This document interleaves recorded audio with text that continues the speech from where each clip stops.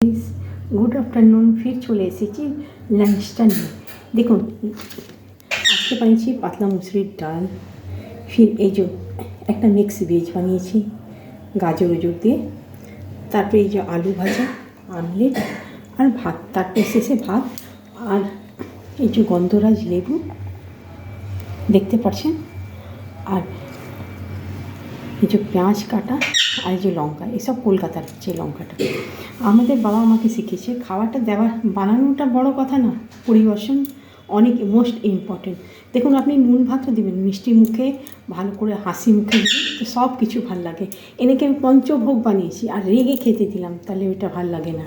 ঠিক বলছি কি ভুল বলছি কমেন্ট বক্সে জানাবেন, ঠিক আছে? আজ আমার এই কথাটাও ভালো লাগলো কি না, এটা আমার নিজের শিক্ষা না, এটা আমার বাবার দেওয়া শিক্ষা।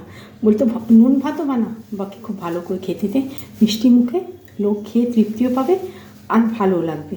কেন ভালো কিছু বানিয়ে দিব ফির রেগে দিব, ওটা ভাল লাগে না।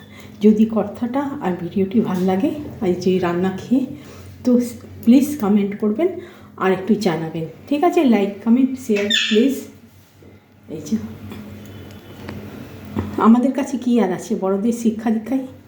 ঠিক রাখছি, ভিডিওটি ভালো লাগলে প্লিজ লাইক করবেন।